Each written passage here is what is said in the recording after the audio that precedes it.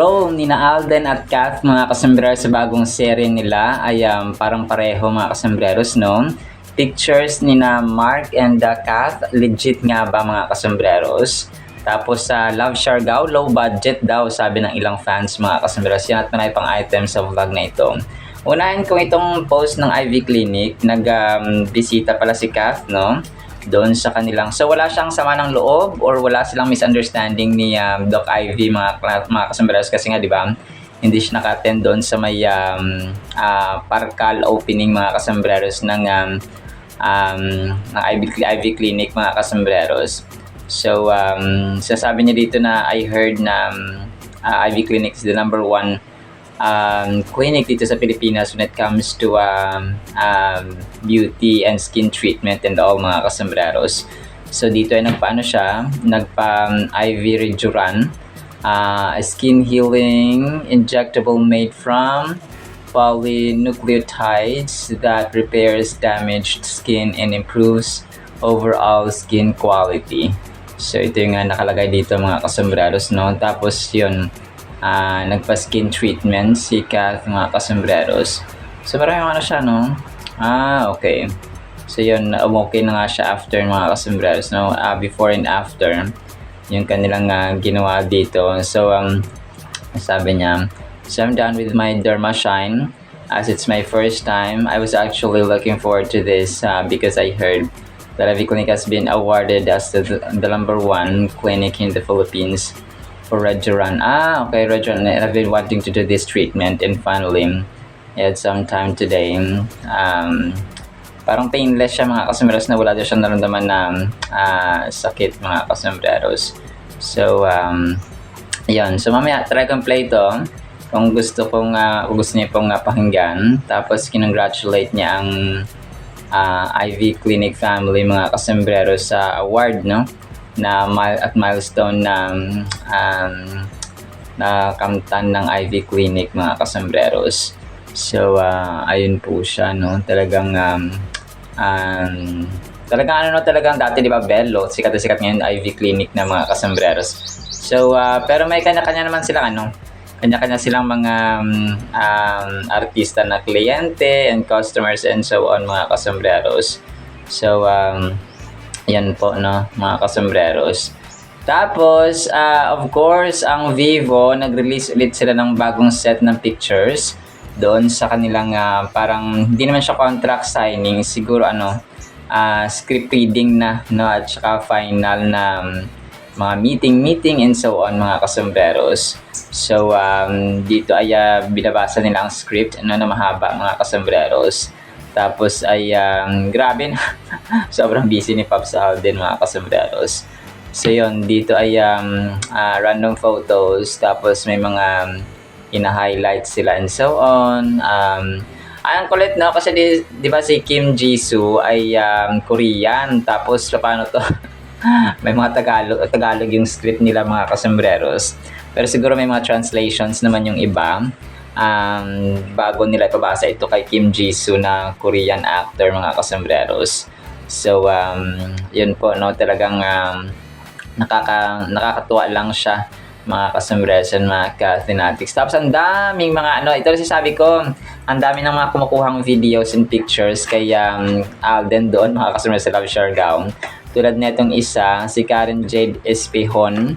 Sabi niya 11 hours ago, sinabi niya pa talaga yung linya ni Ethan dito sa Hello Love Again. Sabi niya, do you want me to leave? Do you want me to do you want me back? Do you still love me?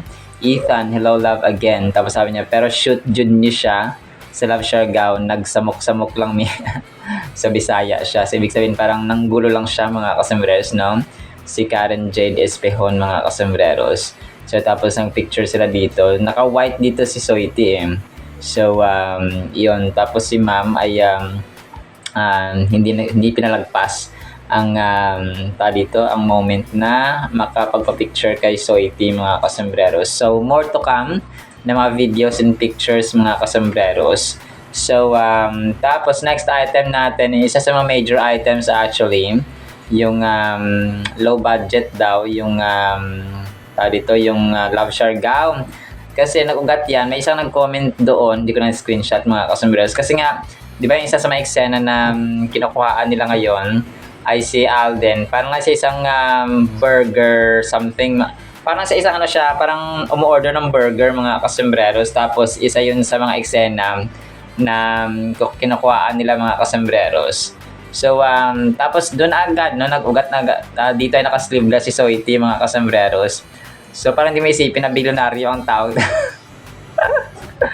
So, pasimple-simple lang bilyonaryo yan mga kasembreros. Isa sa mga most valuable income taxpayers mga kasembreros ng BIR, si Soiti, no? Tapos, so dahil ito yung nakuhaan, sinabi agad na low budget yung series mga kasembreros na Love Siargao. So siguro bitter lang, no, si ang fan mga kasembreros na nag-comment na low budget ang Love Siargao. So pero hayaan na natin, no, yung mga bitter mga kasembreros, kasi kahit anong tulong, anong gawin mo at saka anong tama na gagawin mo mga kasembreros ay talagang may mga may mga bashers talaga mga kasembreros. So ang isa dito ang kulit. May ano kasi dito, may parang kumain sila Alden sa ang dami mga naging instant vloggers na rin mga kasembreros, kasi kumain yata si Alden dito sa isang fast food or parang sa isang kainan nila. Tapos may isang maliban sa nag-video, parang may lalaki yata dito sa parang nahimatay siya nung nakita niya si Alden. Doon sa may mesa, parang grupo sila ng mga kalalakihan. Tapos nung dumating na si Alden Richards ay syempre ang dami nang titinginan sa kanya mga kasembreros. So yun. Nung dumating na si Alden, nahimatay kunwari yung lalaki na naka-white dito mga kasembreros. Tapos tinitingnan lang si Alden mga kasembreros. Ang cute Tapos yung music background ni ate dito na nag-video ay 8-8 mga kasembreros. So yun, sinusundan talaga siya ng mga tao, no? Kasi nga yun, sobrang igop ni Soiti and Alden Richards yun, no? Sobrang sikat mga kasembreros. So kung kaya ang mga tao ay talagang todo tutok mga kasembreros kay Soiti. So marami dito mga kasembreros na mga nag-video sa kanya mga kasembreros na mga vlogger rin. Tapos ay yung pinakamarami dito yung dito yung nasa burger siya mga kasembreros. Tapos yung nag-shoot sila ng Love Siargao nga dito mga kasembreros, no. Tapos may isa dito na parang parang naka-corporate attire si Soiti mga kasembreros nung paglabas niya sa kotse. Tapos nakita ko yung outfit niya, parang ala CEO din pala siya dito. Kaya isa sa mga major items natin ay yung role niya dito at saka yung role ni Ma'am Catherine sa dito sa Someone Someday. Parang pareho, no? Naka-tuxedo dito si Soiti ng maroon. Parang dark brown pala ito mga kasembreros. So yun, siguro parang siya siguro, no, parang dayo. Parang isang businessman or mayaman na pagdating niya sa sa Siargao ay doon sila magkakilala ni Nadine Lustre mga kasembreros. So yan siguro yung magiging takbo ng pelikula o ng series nila mga kasembreros o ng kwento.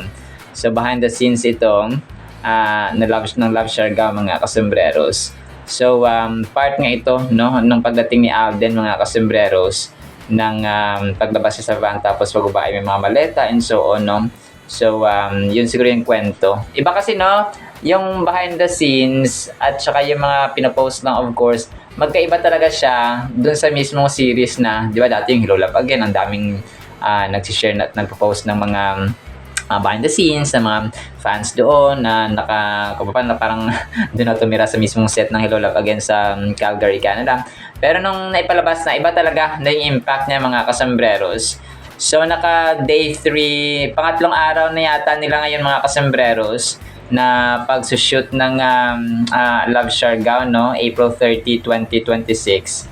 So pangatlong araw na nila mga kasembreros. So yung burger, para may mas malinaw para dito na na shoot mga kasembreros or nakuha si ate, no, na vlogger. My Pat Siargao, no? Yung isa sa mga niya dito is yung ano, ayan, dami nag-video kay Alden, mga kasombrero sa so yun. Tapos yun, yung sa burgeran siya ay Isla Burger pala yung pangalan nun, no? Mga kasombrero, buti na lang may mas malinaw at mas malapit na kuha dito si My Pat, mga kasombrero. So grabe, no? Talagang dinudumog talaga. Dinudumog talaga kahit saan ito si Soiti, mga kasembreros. So ang cute lang no? Kasi talagang charisma, talaga akong charisma ito si Soiti, mga kasembreros.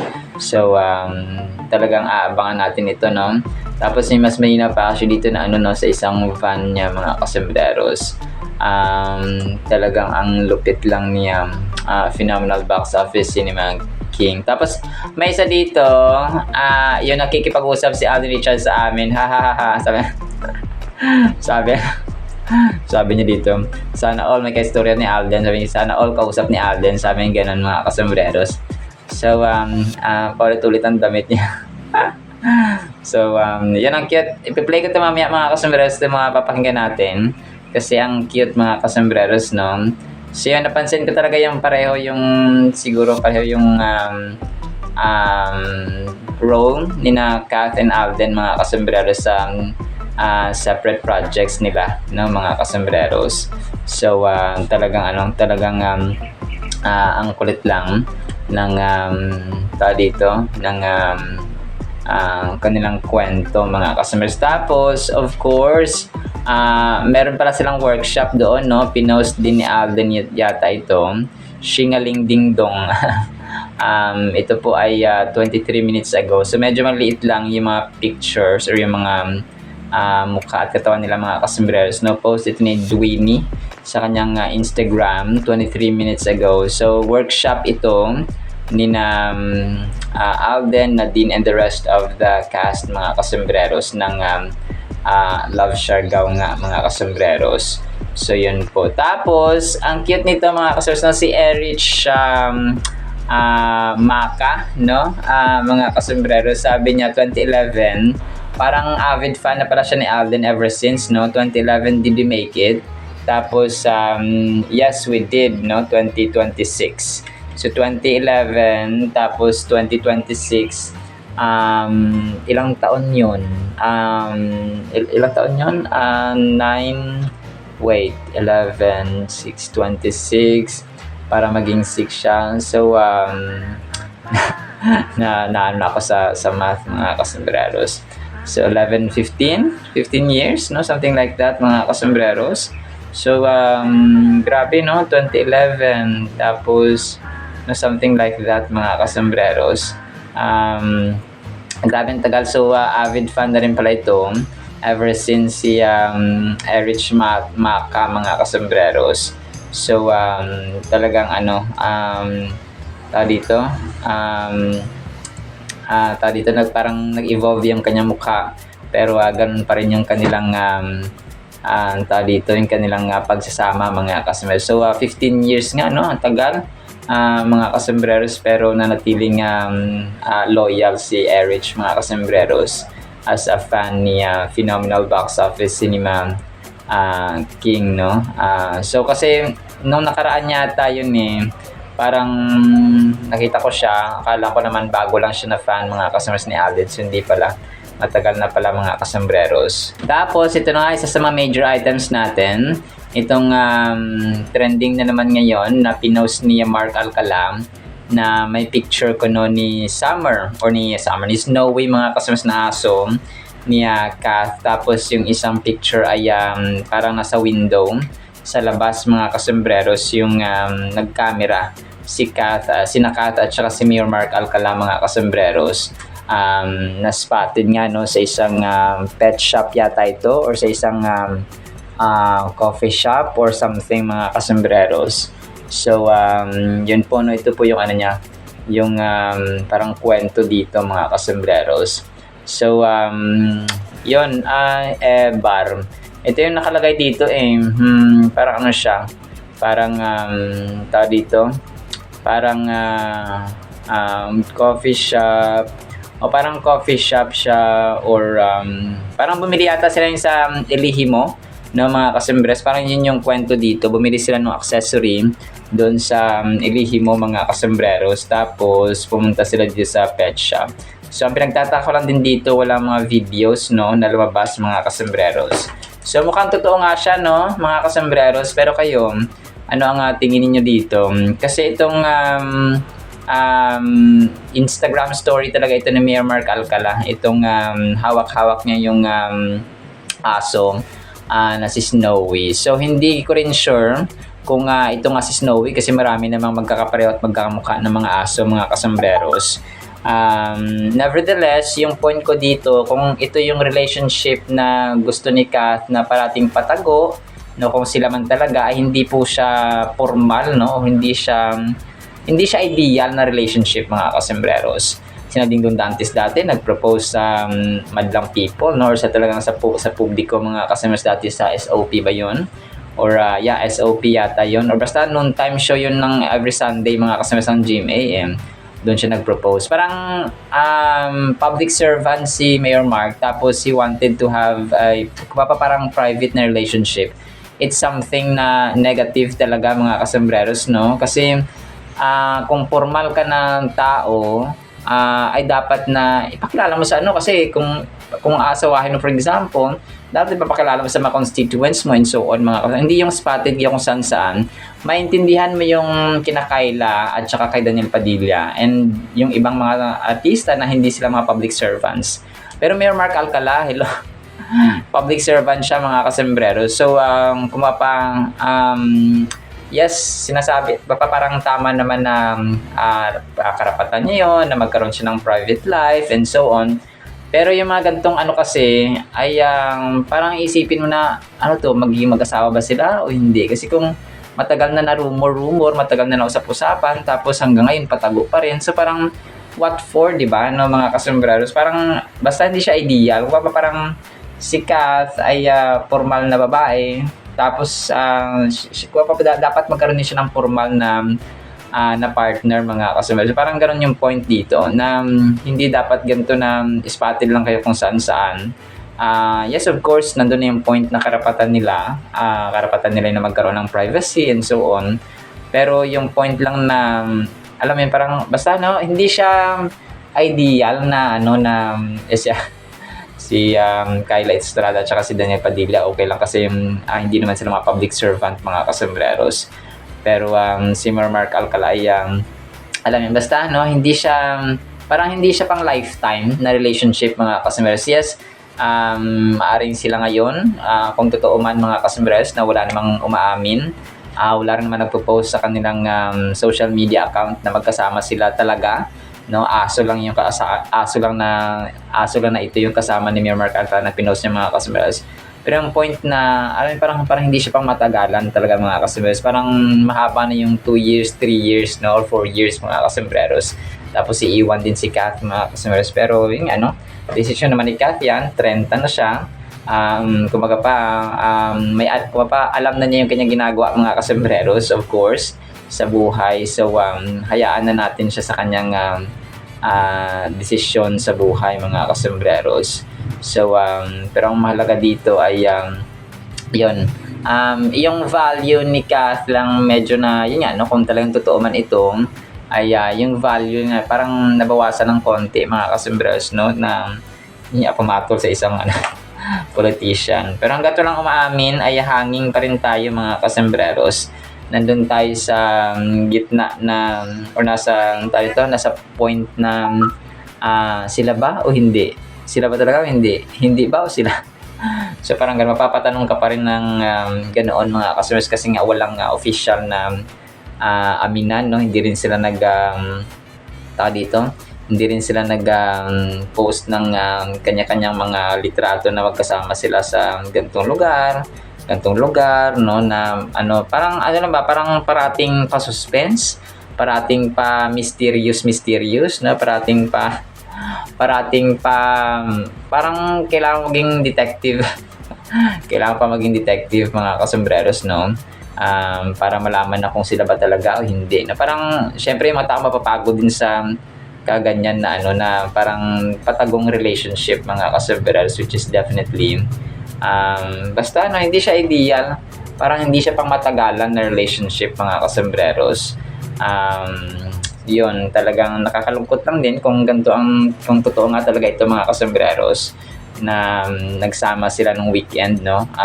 Or nagkita nga talaga sila sa Maynila nung weekend, mga kasombreros. So, yun. Siguro basta hindi siya lifetime, parang ganun siya parang hindi siya talaga formal. Kasi di ba si Alden, sabi niya ay talagang dadali niya sa bahay, no? Talagang, basta no, Alden is the man para sa atin, no, mga kasombreros, para kay Kath sana. Pero hanggat lang umaamin, sige, nandun pa rin yung ating pag-asa mga kasombreros na magtatambal, kahit magtambal lang ulit, no, sa pelikulang Kath, then kahit hindi na sila magkatuluyan and so on, ay kahit magtambal na lang sila ulit sa pelikula or sa anumang project mga kasombreros. So, ganoon na lang, no? Si Lord na lang nakakalam at of course, ang management mga kasombreros. So, yun, may mga personal choices din naman talaga na hindi natin alam at saka hindi natin, of course, wala tayong karapatang baguhin mga kasos kasi nga kahit nanay nga niya, di ba, no, si Mama Min at saka si Papa Ted ay andyan din naman para i-guide, no, at saka palalahanan sila mga kasombreros na mga anak niya. So yun po. Alright, so yan lang actually sa ating Catherine items na may halong Mark Alcala. Mark Alcala. Ayaw mo na sanang isali, no, kaso nakikisali talaga ito si Mayor Mark Alcala mga kasombreros eh. So we have no choice but to include him sa ating mga items mga kasombreros. Alright, so play ko itong mga nakakatawang videos ng mga fans mga kasombreros dun sa Love Showdown ni Alden. And then ang salita ng Panginoon na sobrang mahalaga sa ating buhay. Isang pinagpalang araw po sa bawat isa. Nari na si Tio Alvin. Mukhang labay. OMG. Yes, that's Alden Richard. Nag-shooting for Love Showdown. Mga beshi. Nasa Isla Burger.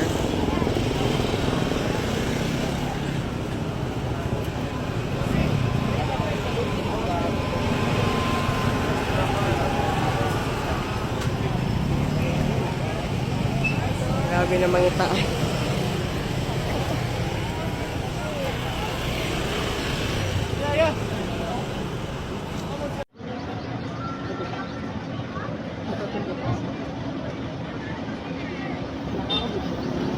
Okay.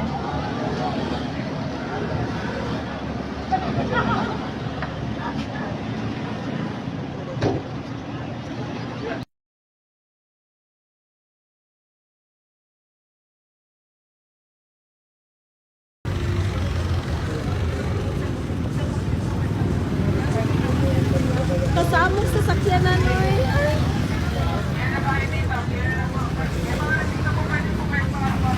Alvin Richard, boy.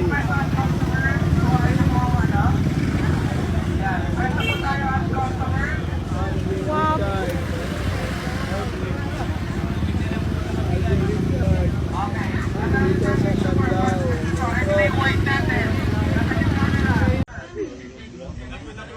Nag-shooting sila. Tingnan mo, paulit-ulit ang damit niya.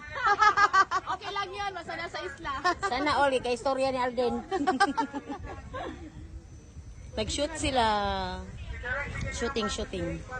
Video niyang mga ano Cute. Because I heard that Ivy Clinic has been awarded as the #1 clinic here in the Philippines. So I'm done with my Dermashine. It was my first time. I was actually looking forward to this because I heard that Ivy Clinic has been awarded as the #1 clinic here in the Philippines for Regeron. And I've been wanting to do this treatment and finally, nagkaroon ako ng time today. You know, it was really painless. I was just so excited to try it. And this is the aftermath. You know, it's not so bad. I'm a bit red, but it's not as painful as I expected it to be. And I've heard so many good reviews about it, and I'm just so happy I got to try it today. So again, congratulations to my Ivy family for this milestone. I'm so happy I finally got to try it. And here's to more milestones and success together. Congratulations, Doc Ivy and Dr. Z. That's it for today. At para po sa ating Word of God ay sobrang ganda po nito mga kasamaras. Ang title natin ay Masyadong Dakila para Maunawaan.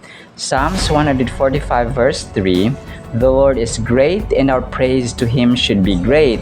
He is too great, ito pala yun, for anyone to understand.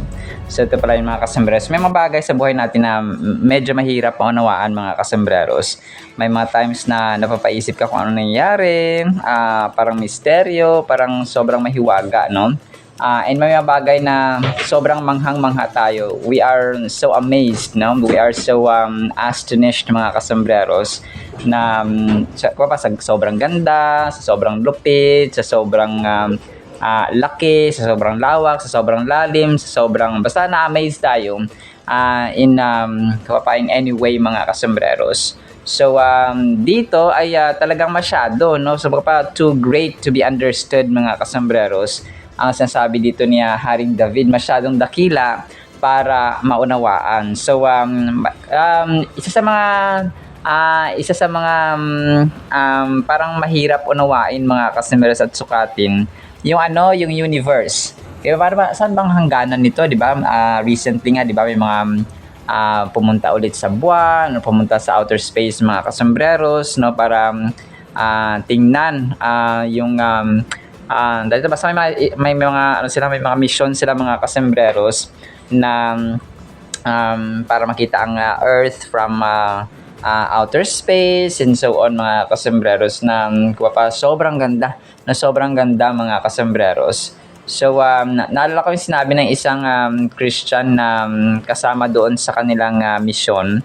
Sabi niya marami ng tao daw nagsabi na mapalad daw kami, no, kasi nakarating daw sila sa outer space, no, pero sabi niya mas mapalad para yung mga taong nasa Earth kasi andun sila nakatira mga kasambreros kasi sobrang ganda ng Earth daw from outer space.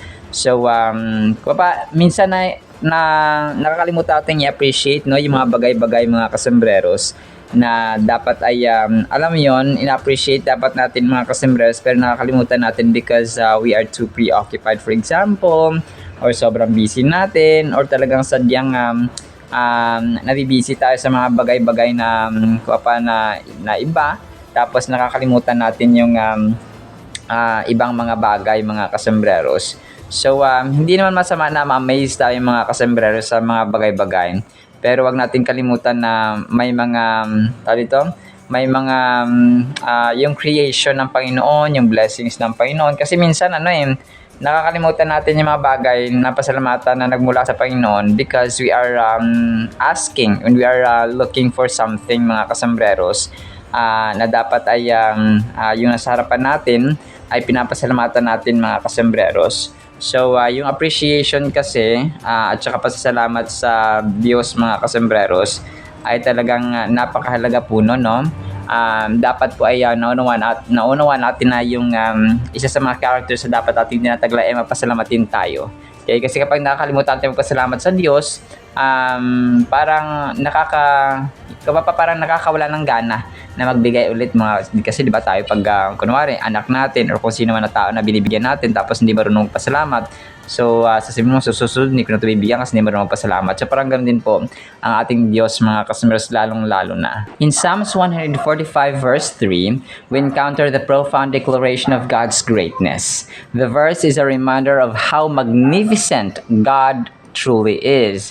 When we pause to think about it, God's greatness cannot be fully comprehended by our limited human mind. So hindi talaga siya kaya mga kasambreros, napakadakila para maunawaan ang Diyos natin mga kasambreros. Kung hindi natin kayang unawain or i-analyze using our human minds mga kasambreros kung gaano kadakila ang Diyos natin. The greatness of God is something we should celebrate and acknowledge in our daily lives. Many people may think of greatness in terms of wealth or power, but God's greatness surpasses all earthly measure. So Kasi di ba sa mundong ito talagang pag mayaman ka, pag sikat ka, pag marami kang followers, pag influencer ka, pag celebrity ka, kapag popular ka talaga at may position ka sa mundong ito.